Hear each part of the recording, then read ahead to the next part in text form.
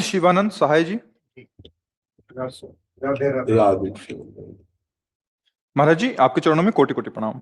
महाराज जी, अहंकार भाव तथा लोक प्रशंसा की कामना कम नहीं हो रही। महाराज जी कृपा मार्गदर्शन। किसी महापुरुष के चरणों का आश्रय प्रगट में लेकर के जब तक उनकी अधीनता नहीं स्वीकार की जाती तब तक अहंकार का मर्दन नहीं होता।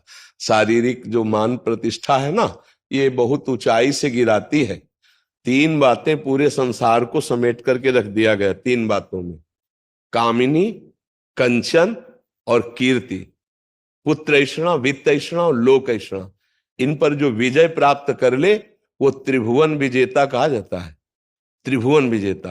पर भाई चाहे जितनी साधना कर ले, अहंकार बिना गुरु कृपा के नष्ट नहीं होता। ये हमारी खुली बात समझ लो।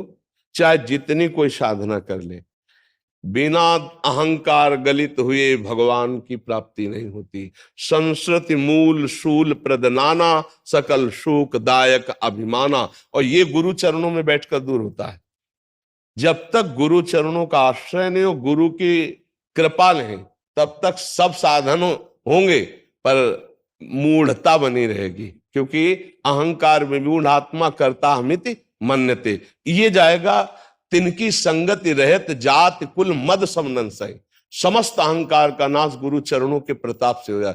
फिर ये अनुभव होता है कि गुरु कृपा से नाम जप हो रहा है, गुरु कृपा से हमारा ज्ञान बढ़ रहा है, गुरु कृपा से हमें आनंद आ रहा है। हर बात में गुरु कृपा होती, हरि कृपा होती तो अहंकार मिटिया मेट हो जाता है। बिना गुरु कृपा के अहंकार नष्ट नहीं होता, चाहे जो कुछ कर लो। जैसे 10 वर्ष फलाहार रहे तो आपका अहंकार पुष्ट हो गया, मैंने 10 वर्ष मैं। अब वो कैसे नष्ट हो? गुरु कृपा से नष्ट होता है। जहां गुरुदेव की चरण रज लगी और उनकी फटकार, 2 बातें हैं। अव्यक्त भगवान का आश्रय ले लो, डांटने नहीं आएंगे, लेकिन गुरु चरणों में जब बैठा जाता है ना, तब उनकी हमारे वहीं प्रार होता है जहां हम कमजोर होते हैं, वहीं गुरु हमें मजबूत करते हैं। बिना गुरु चरणों का आश्रय, बिना गुरु की डांट लगे, अहंकार का नाश नहीं होता। अहंकार का समन गुरु चरणों में होता है। ऐसा हमारे हृदय का अनुभव और ऐसा शास्त्रों का भी आदेश है। बिना गुरु कृपा के अहम गलित नहीं होता है। क्यों, आपका अनुभव कैसा है? इस बात में आपको कोई संशय है? बिल्कुल नहीं जी। गुरु एक और प्रश्न था जी। मेरा मन सदैव भटकते रहता है। ये सबका भटकता है। जब करने भी बैठते हैं जी तो कहीं कहीं हो जाता है और नतीजा। हाँ, ये आपका ही नहीं, हर भक्त का प्रश्न है। अगर मन एकाग्र होकर के अचंचल स्थिति में भगवान में लग जाए तो उसे सिद्ध पुरुष कहते हैं।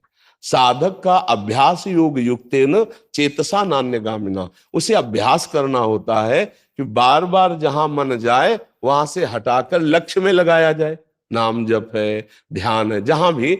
और दूसरा, जहां जहां मन जाए वहां वहां प्रभु को देखा जाए तो बहुत जल्दी मन शांत हो जाएगा। 2 बातों का अभ्यास, जहां जहां मन जाए वहां वहां से हटा के अपने लक्ष्य में लगाना, या जहां जहां मन जाए वहां अपने प्रभु को देखना।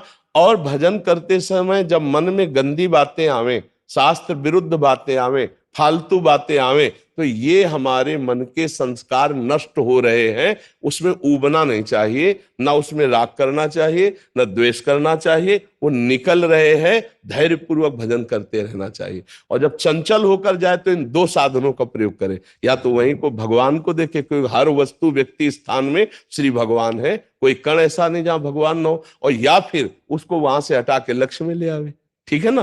तो धीरे धीरे मन अभ्यास के द्वारा वो अचंचल स्थिति को प्राप्त हो जाता है। मतलब वो एकाग्र होकर भगवान में लगने लगता है।